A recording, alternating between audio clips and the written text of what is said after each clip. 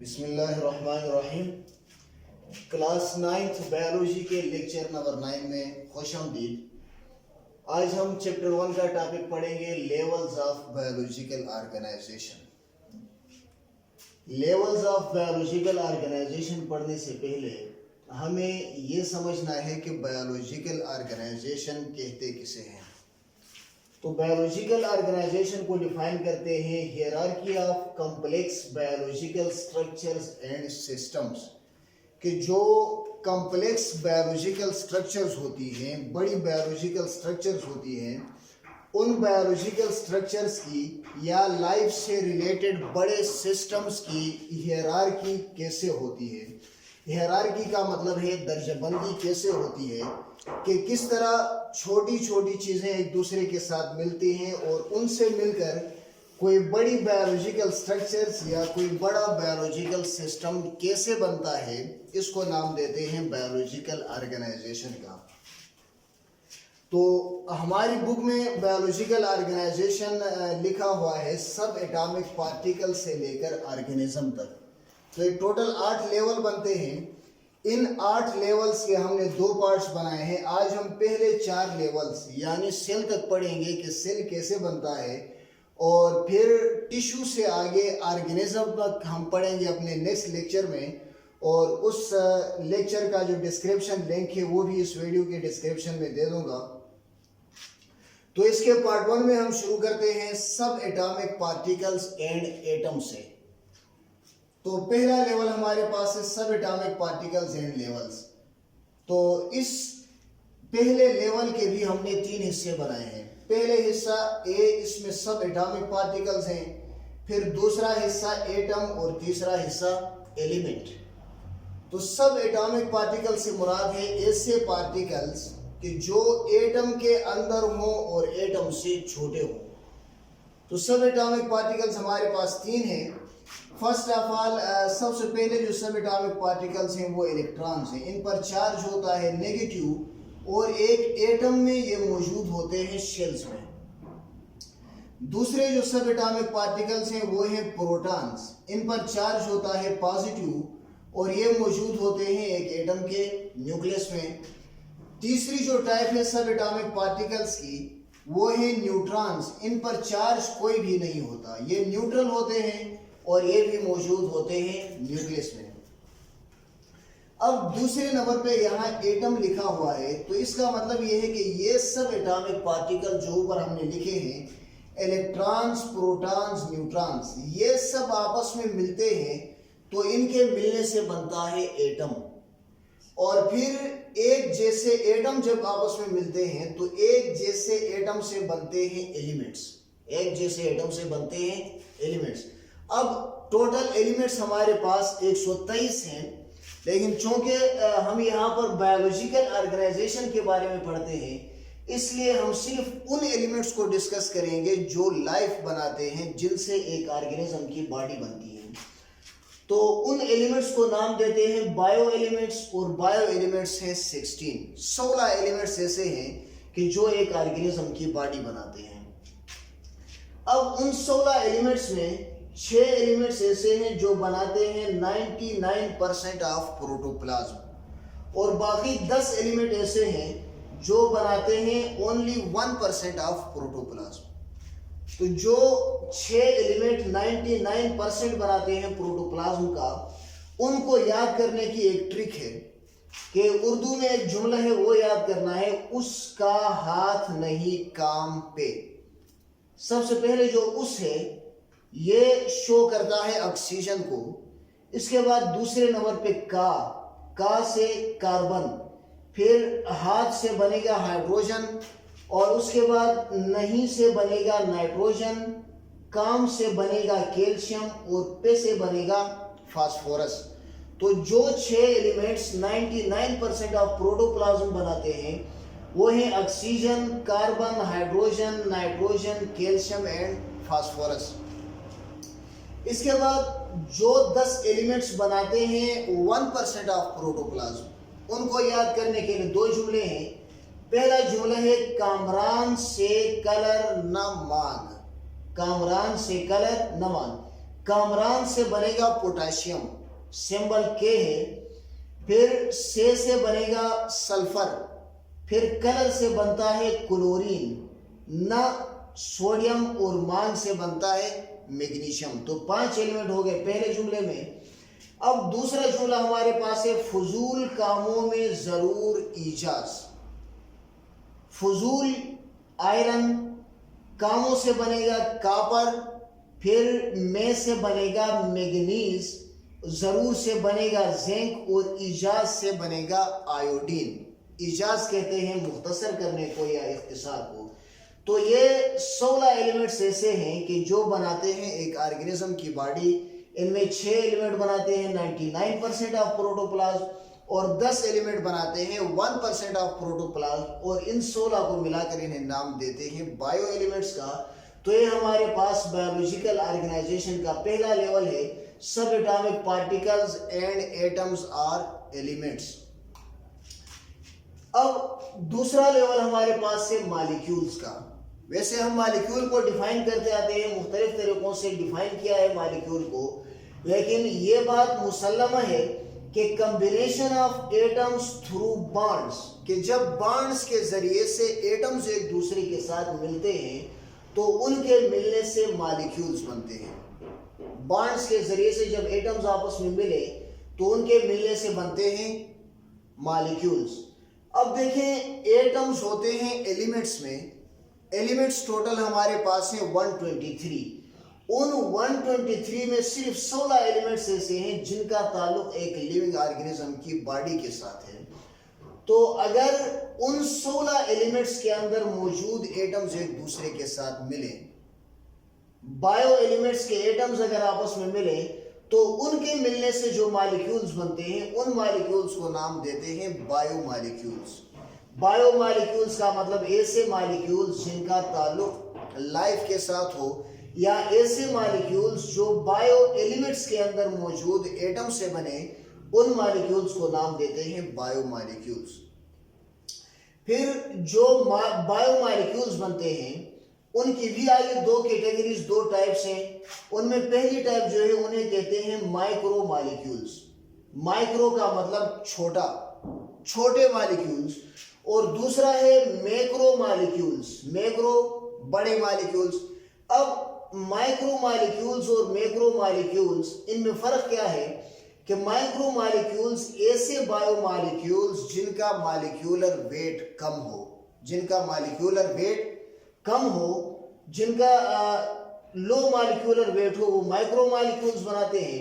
और macro molecules उनको कहते हैं जिनका मॉलिक्यूलर वेट हाई हो। अब हाई और लो का यहां पर क्या मतलब है? देखें, मैक्रो मॉलिक्यूल्स का भी वेट कम होता है और माइक्रो मॉलिक्यूल्स का वेट भी कम होता है, लेकिन यहां पर लो मॉलिक्यूलर वेट और हाई मॉलिक्यूलर वेट, इन दोनों को आपस में कंपेयर करके बताया गया है कि अगर इनको कंपेयर करें तो कंपैरिजन में जो माइक्रो मॉलिक्यूल्स जिनको नाम दिया गया है उनके मॉलिक्यूलर वेट कम निकलते हैं, और उसके मुकाबले में जिनको मैक्रो मॉलिक्यूल्स का नाम दिया गया है उनके मॉलिक्यूलर वेट ज्यादा निकलते हैं। तो लो मॉलिक्यूलर वेट वाले माइक्रो मॉलिक्यूल्स और हाई मॉलिक्यूलर वेट वाले मैक्रो मॉलिक्यूल्स। अब माइक्रो मॉलिक्यूल्स की एग्जांपल्स यहां पर हैं अमाइनो एसिड्स, और इसी के मुकाबले में मैक्रो मॉलिक्यूल की एग्जांपल है प्रोटीन। अब अमाइनो एसिड माइक्रो मॉलिक्यूल और प्रोटीन मैक्रो मॉलिक्यूल ये क्यों है? इसलिए कि बहुत ज्यादा अमाइनो एसिड्स जब आपस में मिलते हैं तो उनके मिलने से प्रोटीन्स बनते हैं। तो लाजमी बात है अमाइनो एसिड्स का मॉलिक्यूलर वेट कम होगा और प्रोटीन्स का मॉलिक्यूलर वेट ज्यादा होगा। इसके बाद माइक्रो मॉलिक्यूल्स की एग्जांपल बी में यहां पर लिखा हुआ है ग्लूकोज। ग्लूकोज मोनोसेकेराइड है, और मोनोसेकेराइड्स जब आपस में मिलते हैं तो उनके बहुत ज्यादा मोनोसेकेराइड्स मिलने से कार्बोहाइड्रेट्स बनते हैं। So glucose is micro molecule and carbohydrates are macro molecules. या यूं भी कह सकते हैं कि कार्बोहाइड्रेट्स के अंदर जाकर पॉलीसेकेराइड्स जो होते हैं वो मैक्रो मॉलिक्यूल्स होते हैं, और वो भी सेल के अंदर मौजूद होते हैं या एक लिविंग बॉडी में मौजूद होते हैं। फिर तीसरे नंबर पे माइक्रो मॉलिक्यूल की एग्जांपल है फैटी एसिड। अब ये फैटी एसिड एक और मॉलिक्यूल ग्लिसरॉल के साथ मिले तो उसके साथ मिलकर ये लिपिड बनाते हैं। इसका मतलब यह है कि fatty acid are micro molecules with low molecular weights and lipids are macro molecules with high molecular weights. अब माइक्रो मॉलिक्यूल सिर्फ ये नहीं है और मैक्रो मॉलिक्यूल्स भी सिर्फ ये नहीं है। ये सिर्फ एग्जांपल्स के तौर पर 3 माइक्रो मॉलिक्यूल्स और 3 मैक्रो मॉलिक्यूल्स यहाँ पर लिखे गए हैं। फिर तीसरा लेवल हमारे पास है बायोलॉजिकल ऑर्गेनाइजेशन का, ऑर्गेनेल्स या ऑर्गेनेलीज का। तो इसमें सबसे पहले हम ये पढ़ेंगे कि ऑर्गेनेलीज बनती किससे है, फिर हम ये पढ़ेंगे कि ऑर्गेनेलीज होती क्या है। तो ऑर्गेनेलीज की कंपोजिशन कैसे होती है कि combination of biomolecules in a specific manner, कि यहाँ पर जो हमने बायोमॉलिक्यूल्स पढ़े हैं, ये बायोमॉलिक्यूल्स जब एक खास तरतीब से आपस में मिलते हैं तो उनके मिलने से जो चीज बनती है उन्हें नाम देते हैं ऑर्गेनेलीज का। अब ऑर्गेनेलीज की कंपोजिशन तो हो गई, अब थोड़ा सा ये देखते हैं कि ऑर्गेनेलीज होती क्या है। तो ऑर्गेनेलीज को डिफाइन करते हैं सब सेलुलर स्ट्रक्चर्स, कि सेल के अंदर मौजूद स्ट्रक्चर्स या सेल के अंदर मौजूद सेल से छोटी स्ट्रक्चर्स के उन स्ट्रक्चर्स के अपने एक या ज्यादा मखसूस काम हो।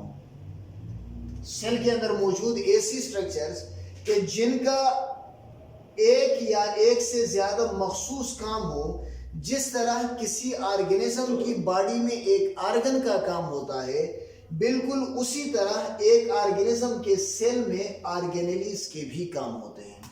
तो ये ऐसे सब सेलुलर स्ट्रक्चर्स हैं कि जिनके एक सेल के अंदर अपने मखसूस काम होते हैं। अब इनके एग्जांपल यहाँ पर 2 एग्जांपल्स लिखे हैं। फर्स्ट एग्जांपल है राइबोसोम।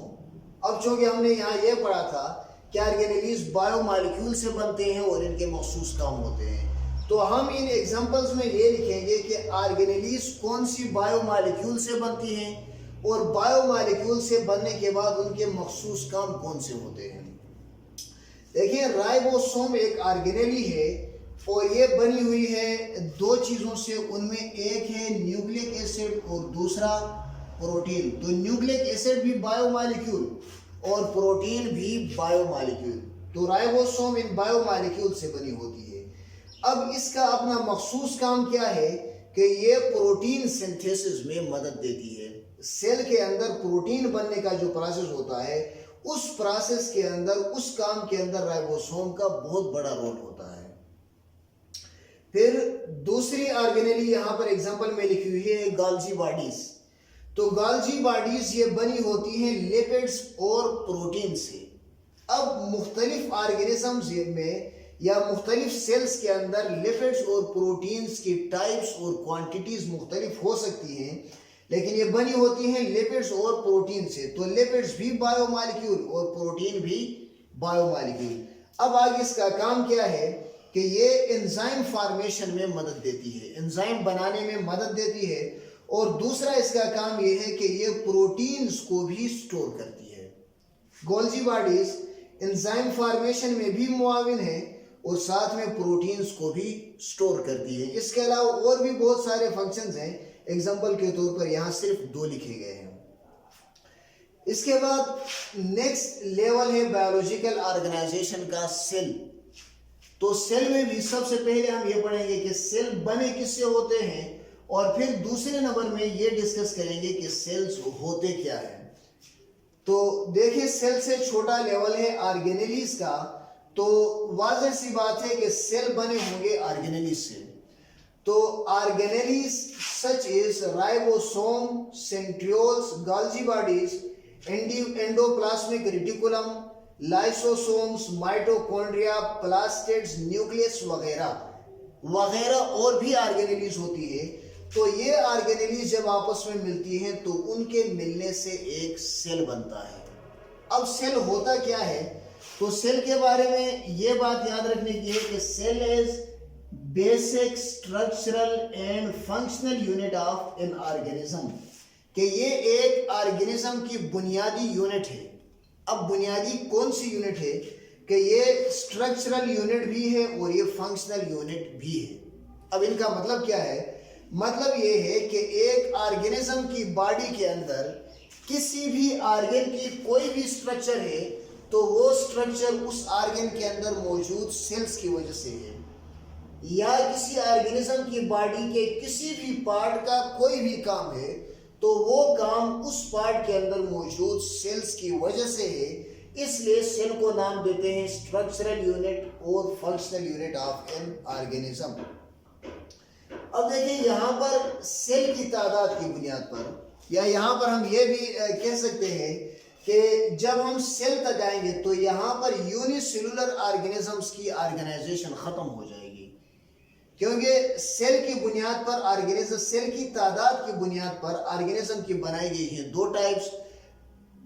जिन ऑर्गेनिजम्स की बॉडी में एक सेल होता है या जिनकी बॉडी सिर्फ एक सेल से बनी होती है उनको नाम देते हैं यूनिसेलुलर ऑर्गेनिजम्स, और जिन ऑर्गेनिजम्स की बॉडी ज्यादा सेल से बनी होती है उन ऑर्गेनिजम्स को नाम देते हैं मल्टीसेलुलर ऑर्गेनिजम्स। तो अपने नेक्स्ट लेक्चर में हम सेल से आगे मल्टीसेलुलर ऑर्गेनिजम्स की जो ऑर्गेनाइजेशन है उसे इंशाल्लाह अपने नेक्स्ट लेक्चर यानी लेक्चर नंबर 10 में पढ़ेंगे, और उस वक्त तक के लिए अल्लाह हाफिज।